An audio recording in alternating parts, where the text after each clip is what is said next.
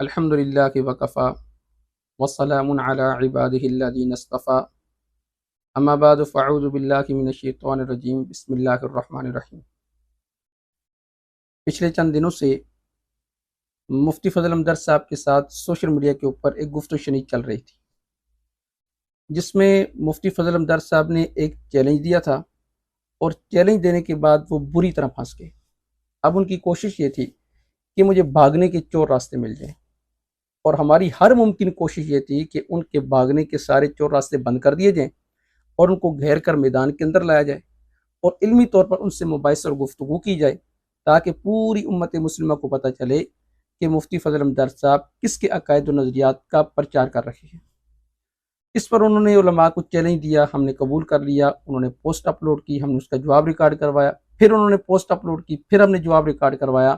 جب ان کے تمام مطالبے پورے ہو گئے، اب وہ یہ سمجھ گئے کہ میں ایک بند گلی کے اندر پھنس چکا ہوں، تو بامر مجبوری انہوں نے سوشل میڈیا کے اوپر آ کر ایک کلپ ریکارڈ کروایا کہ مفتی طارق مسعود صاحب ایسے نہیں چلے گا۔ اچھا، اس کے اندر انہوں نے بنیادی طور پر 3 باتیں ذکر کی ہیں، میں وہ 3 باتیں آپ کے سامنے رکھ دیتا ہوں۔ لیکن ہماری ہر ممکن کوشش یہ ہے کہ مفتی فضل احمد درد صاحب کے سارے راستے بند کر کے انہیں گفتگو کے لیے آمادہ کیا جائے اور لایا جائے، تاکہ پوری دنیا کو پتہ چلے کہ مفتی فضل احمد درد صاحب یہ کس کے وکیل ہیں۔ تو پہلی بات انہوں نے یہ کہی کہ مفتی طارق مسعود صاحب کو ابھی تک یہ بھی پتہ نہیں کہ ہمارے اور ان کے درمیان موضوع کیا چل رہا ہے۔ انہوں نے جو وائس ریکارڈ کر کے بھیجی ہے وہ یہ کہ ابو بکر صدیق رضی اللہ تعالیٰ عنہ کی افضلیت مطلقہ پر گفتگو کرنے کے لیے مولانا مصعب عمیر صاحب میرے نمائندہ ہیں اور مفتی فضل احمد درد صاحب ان سے بات کر سکتے ہیں۔ حالانکہ میری تو ان سے بات چل رہی تھی کہ الصدیق الاکبر پر گفتگو کرنی ہے۔ یہ مفتی فضل احمد درد صاحب کی گفتگو کا خلاصہ ہے۔ افضلیت صدیق اکبر موضوع کیا دیا ہے جس پر مفتی طارق مسعود صاحب نے کہا کہ یہ احمق ہے، پاگل ہے اور وغیرہ وغیرہ، انہوں نے طنز کیا؟ کس موضوع پر انہوں نے طنز کیا تھا؟ اور آڈیو میں وہ کیا کہہ رہے ہیں کہ افضلیت صدیق اکبر پر بات ہوگی۔ تو اس کا مطلب یہ ہے کہ انہیں اب تک خود بھی معلوم نہیں ہے کہ موضوع کیا ہے۔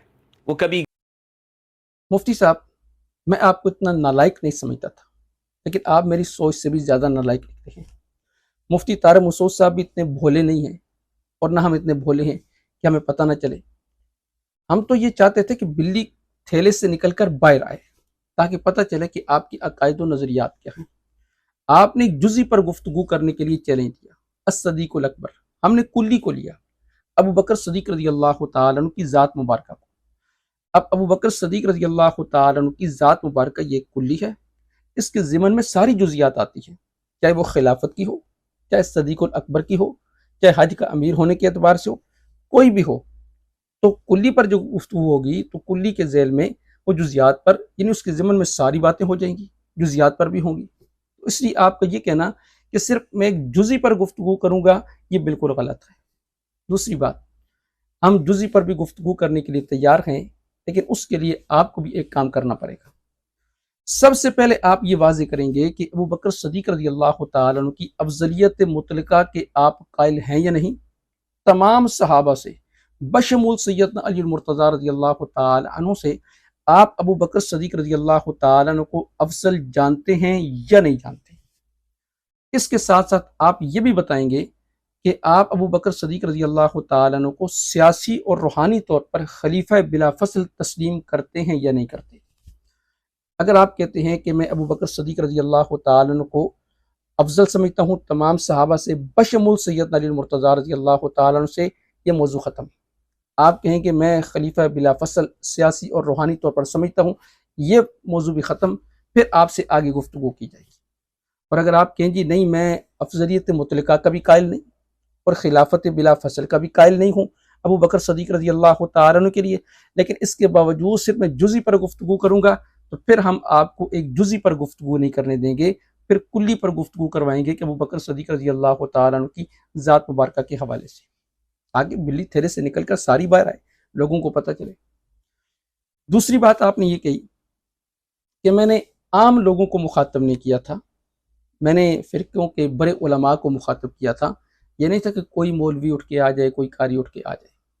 مخاطب بھی جو فرقوں کے بڑے ہیں انہی کو کیا تھا، یہ نہیں کہ میں نے ہر شخص کو کہا کہ جناب تم بھی آ جاؤ، فلاں بھی آ جائے، نہیں۔ اور میں نے اس ویڈیو کا جو ٹائٹل دیا تھا کہ کسی کے پاس جواب نہیں، اس سے مراد یہ ان کے علماء ہیں، ان کے بڑے ہیں۔ جب بڑوں سے ہی ایک قضیہ حل نہیں ہو پا رہا تو عام شخص کیا ثابت کرے گا؟ یعنی جو فرقوں کے بڑے نمائندے ہیں وہی سامنے آنے کو تیار نہیں ہے، اور آج تک کی تاریخ میں انہوں نے نہ اس کا جواب دیا ہے، نہ ان کے پاس کوئی ثبوت موجود ہے۔ تو پھر عام شخص اگر اٹھ کے کہے، کوئی مولوی صاحب، کوئی قاری صاحب، جناب میں اس کا جواب دوں گا، میرے ساتھ آپ ڈیبیٹ کر لیں، تو یہ لایعنی بحث ہے۔ علماء ہوں۔ مفتی صاحب، آپ اتنے بھولے اور نادان نہیں ہیں کہ آپ مجھے نہ جانتے ہوں۔ جب انجینئر محمد علی مرزا صاحب مجھ سے بہت اچھی طرح واقف ہیں تو آپ بھی مجھے بہت ہی اچھی طرح جانتے ہیں۔ ایسا نہیں کہ آپ مجھے نہیں جانتے، لیکن آپ کو پتہ ہے کہ یہ اس فیلڈ کا آدمی ہے اور مناظر ہے، اس لیے آپ اب دائیں بائیں فرار کے راستے اختیار کر رہے ہیں۔ مفتی صاحب، آپ کہتے ہیں کہ میں نے عام آدمیوں کو مخاطب نہیں کیا تھا، فرقوں کے بڑے علماء کو مخاطب کیا تھا۔ آپ سے تو گفتگو کرنے کے لیے وہ میرے شاگرد بھی کافی تھے، آپ تو میرے شاگردوں کے ساتھ بھی گفتگو کرنے کے قابل نہیں ہیں، چہ جا کے کہ آپ مجھ سے گفتگو کریں۔ باقی آپ نے کہہ دیا کہ میں نے عام بندے کو یا ہر بندے کو مخاطب نہیں کیا تھا، میں نے علماء کو مخاطب کیا تھا، تو میں بحمد اللہ تعالی جامع مدنیہ جدید سے میری فراغت ہے، اور مولانا محمود میاں صاحب وہ ہمارے بخاری کے استاد تھے، اور میرے شیخ اور میرے استاد حضرت اقدس شیخ الحدیث حضرت مفتی محمد حسن صاحب ہیں، اور مسلکی علماء کو بحمد اللہ تعالی مجھ پر اعتماد ہے، اور اس کی میں نے آپ کو ایک ادنا سی جھلک کروائی ہے کہ آپ نے مطالبہ کیا۔ پہلے آپ نے یہ مطالبہ کیا کہ جس نے میرا چیلنج قبول کرنا ہے وہ ویڈیو بنا کر وہ اپنے چینل پر اپلوڈ کرے۔ ہم نے آپ کے مطالبے کو پورا کر دیا۔ پھر آپ نے فوراً یہ کہا کہ مفتی طارق مسعود صاحب سے لکھوا کر لے کر آئیں۔ تو دیکھیں، ہم نے بلا تاخیر مفتی طارق مسعود صاحب سے کہلوا دیا۔ اب مفتی طارق مسعود صاحب نے بلا تاخیر جب کہہ دیا تو اس سے بھی آپ کو میرے وزن کا اندازہ ہو جانا چاہیے کہ انہوں نے کسی عام آدمی کو اختیار نہیں دیا کہ ظاہر بات ہے کہ میری ہار ان کی ہار ہے، میری جیت ان کی جیت ہے، تو ظاہر بات ہے وہ مجھے سمجھتے ہیں، مجھے جانتے ہیں، اس لیے وہ بلا جھجک کے وہ کہہ رہے ہیں کہ یہ میرے نمائندے ہیں، افضلیت مطلقہ پر آپ ان سے گفتگو کر سکتے ہیں۔ اس سے آپ کو میرے وزن کا اندازہ ہو گیا۔ لیکن اگر آپ یہ کہیں کہ مفتی طارق مسعود صاحب نے مجھے مخاطب کیا تھا تو آپ وہ دائیں بائیں کیوں جا رہے ہیں؟ تو یہ سوال ہم آپ سے کرتے ہیں۔ اگر آپ نے مجھ سے گفتگو نہیں کرنی تھی تو پھر آپ نے یہ کیوں کہا کہ بھئی ویڈیو ریکارڈ کروا کے آپ اپنے چینل پر اپلوڈ کروائیں؟ میں نے آپ کے مطالبے کو پورا کیا۔ پھر آپ نے کہا جی مفتی طارق مسعود صاحب سے کہلوائیں، ہم نے آپ کے مطالبے کو پورا کیا۔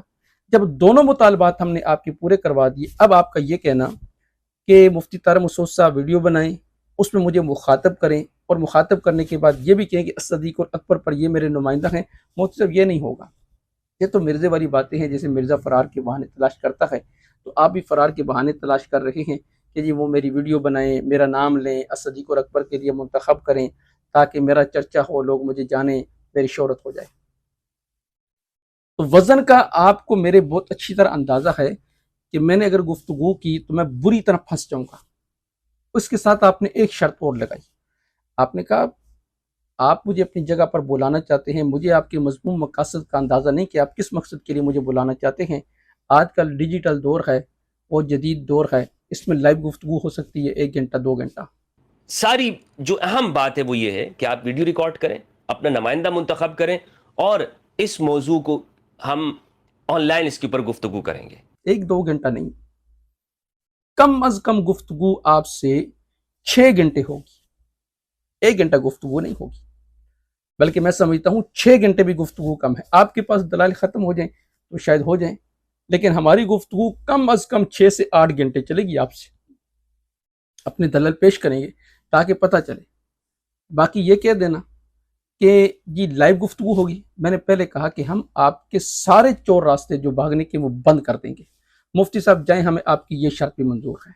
آپ بھی کیا یاد کریں گے کس سخی سے پالا پڑا تھا۔ ہم آپ سے لائیو گفتگو کرنے کے لیے بھی تیار ہیں، اور گفتگو جو ہوگی وہ ابو بکر صدیق رضی اللہ تعالیٰ عنہ کی افضلیت مطلقہ پر ہوگی، کلیات پر ہوگی۔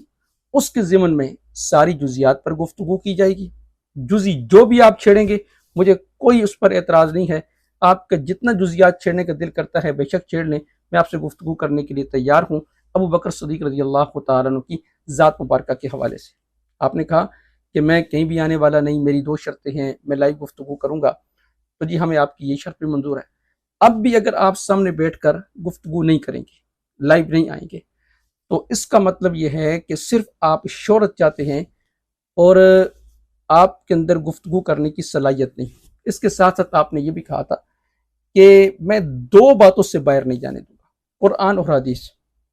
اہل سنت والجماعت کے کتنے ادلہ ہیں؟ ہم بحمد اللہ تعالی اہل سنت والجماعت کے ادلہ کی روشنی میں گفتگو کریں گے، اور میں آپ کو بھی انشاءاللہ تعالی پابند بناؤں گا اور لوگوں کو بتلاؤں گا کہ اہل سنت والجماعت کی ادلہ کتنے ہیں اور قرآن و حدیث سے کیسے ثابت ہیں اور اس سے استنباط کیسے ہوتا ہے۔ تو جائیں، ہم نے آپ کی یہ شرط بھی پوری کر دی۔ آپ لائیو گفتگو کے لیے وقت طے کریں کہ آپ نے کس دن اور کس تاریخ کو ہم سے گفتگو کرنی ہے۔ السلام علیکم ورحمۃ اللہ۔